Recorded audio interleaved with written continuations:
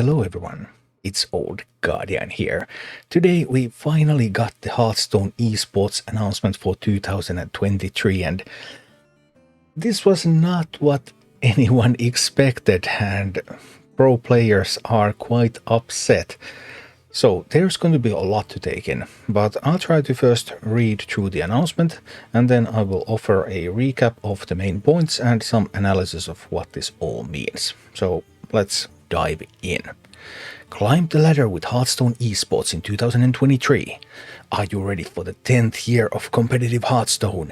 This year is going to look a bit different from the previous few, so let's get into what is coming to Hearthstone Esports. Heading into the 2023 season, we have been evaluating the state of our competitive program and the best format for it to take moving forward. Last fall, we began thinking about setting Hearthstone Esports up for sustainability as it turns a decade old, balancing the realities of an ever-changing production landscape, sizing the program according to its audience, and finding the most direct path forward for players to compete. Okay, well, that's kind of corporate talk for... We're just going to kill it.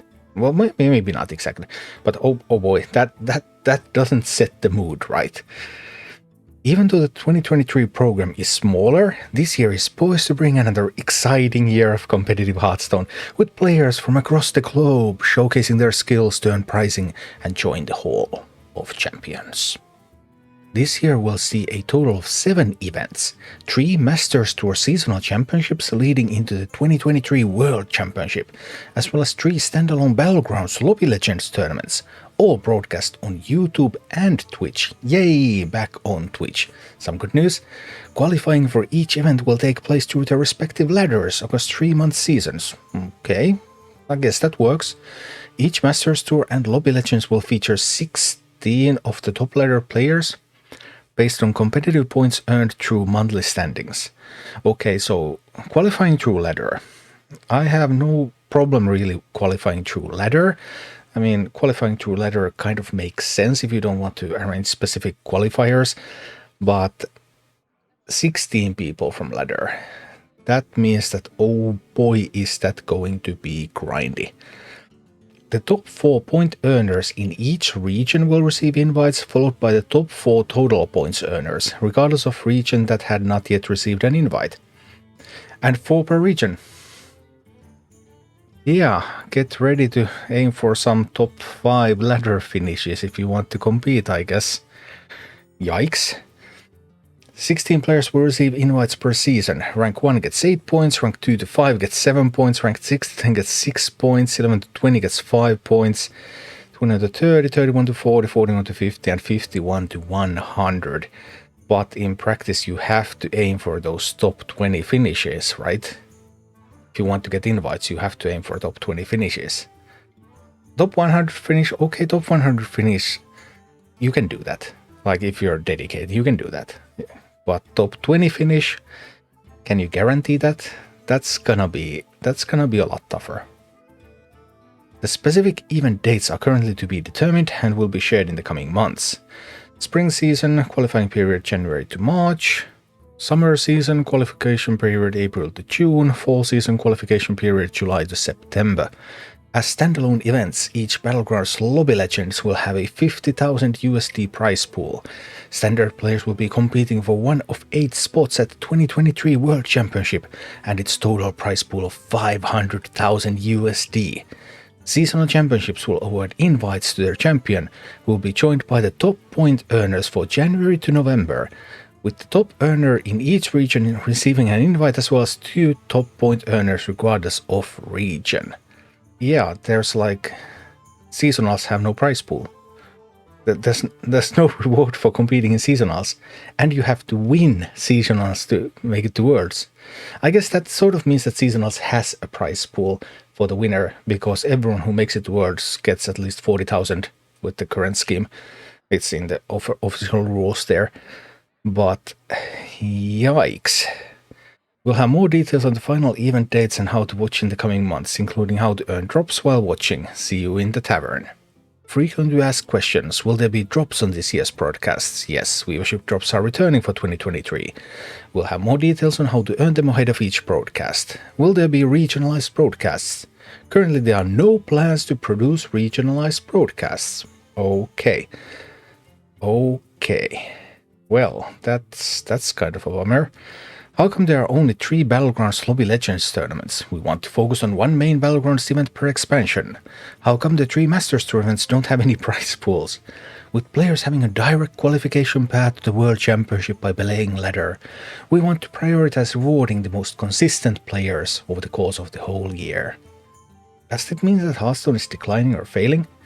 The current scope of Hearthstone Esports is separate from the success of Hearthstone. Miles away. We are thrilled with the upcoming content plans for the game and can't wait for players to get to see what is being worked on in the years to come. Will there be third-party invites for Masters tournaments? While there are no third-party invites this year, information on hosting community events can be found in the community competition guidelines.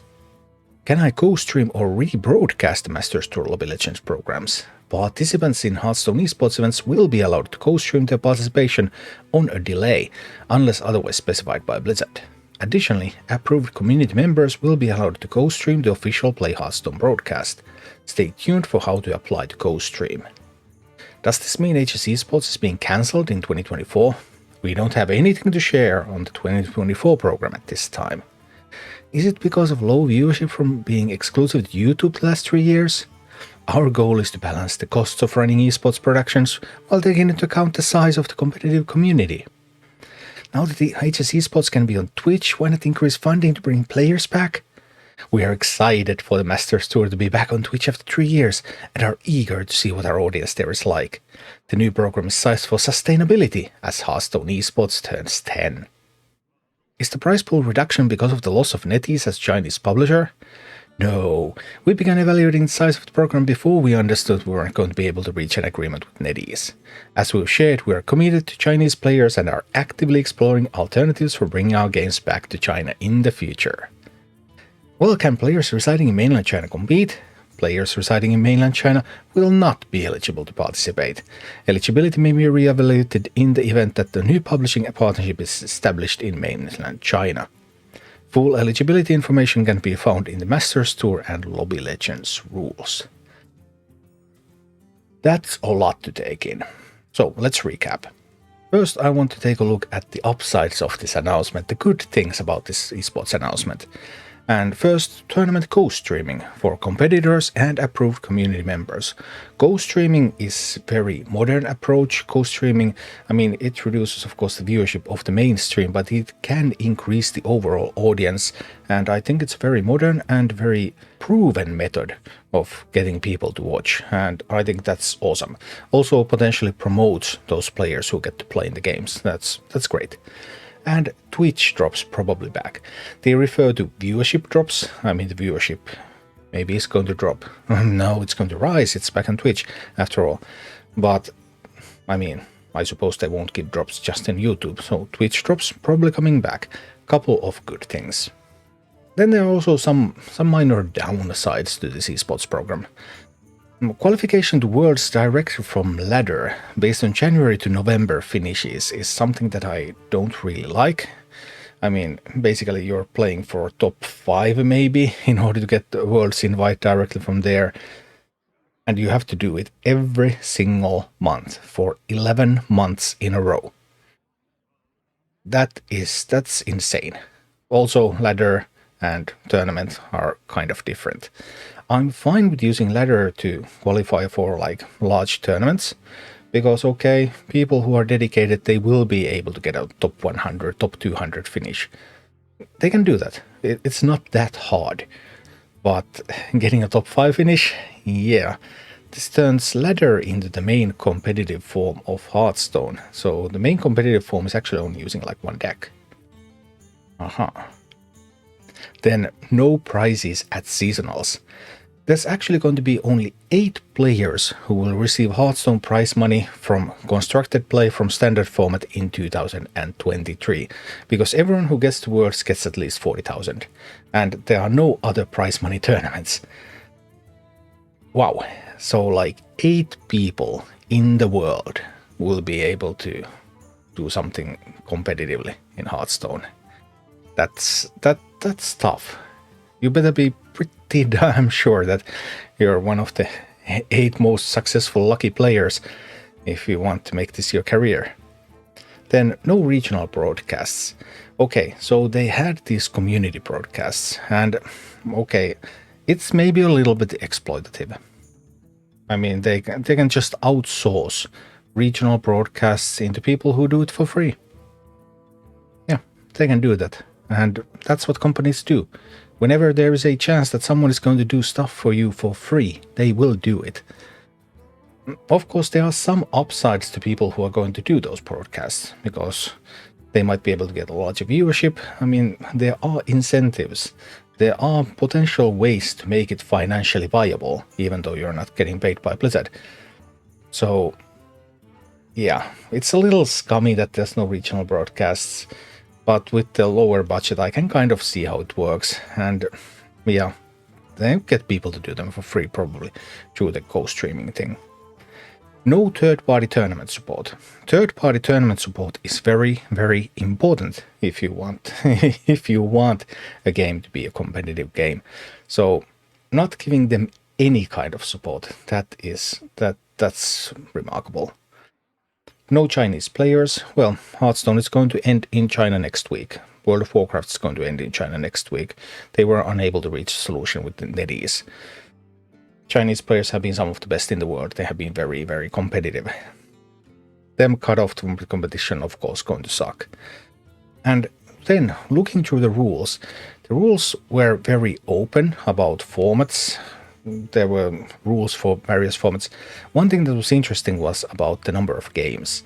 And the number of games was that the most common format is best of 3. We have most commonly seen best of 5. Are they going to move to best of 3 to make it even faster?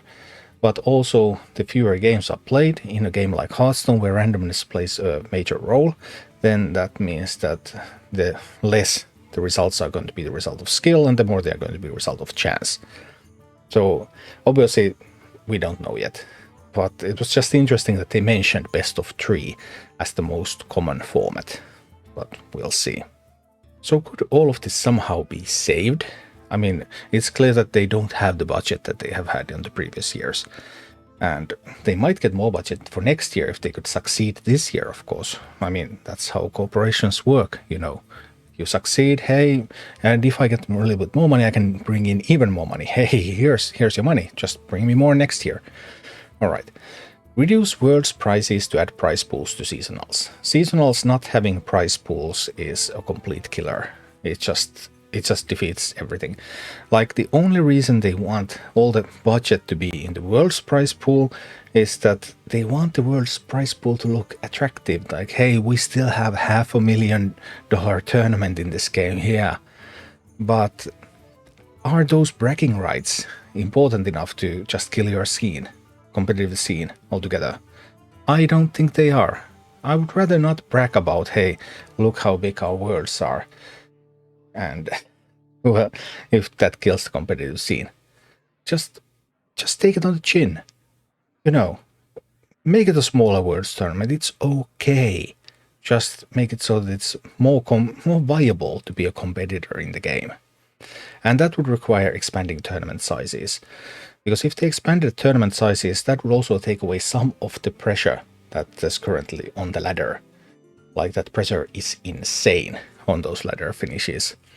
Expanded tournament sizes, you can still use ladder to qualify. If you don't want to run the qualifiers, okay, you don't have the budget to run qualifiers, you can qualify players from the ladder. If you qualify enough players from the ladder, it's totally fine. Anyone who wants to compete will be able to get the ladder finish, but they won't be able to get a top 5 ladder finish, like month after month, necessarily. So, expanding tournament size and, like, considering their budget, how much more difficult is it to run a bigger tournament?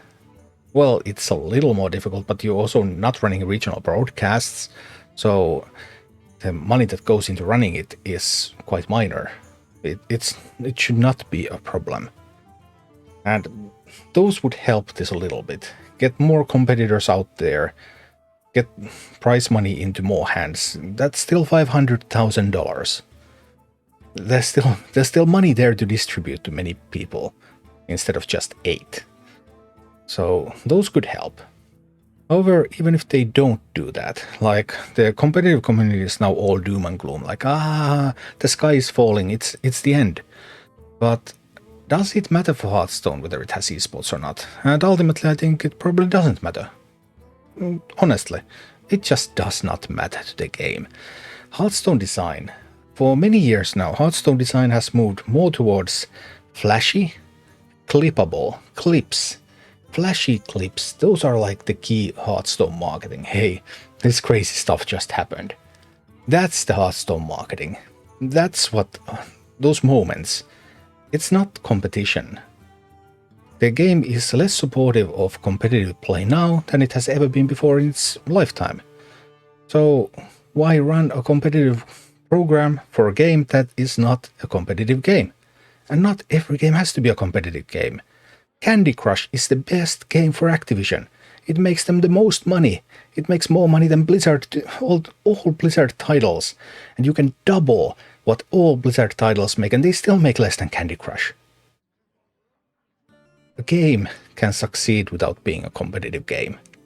Games don't have to have esports. So, this reduced esports program is in line with the overall design direction of the game. Actually, completely eliminating the esports program would be in line with the overall design direction of the game. So, yeah, there's that too.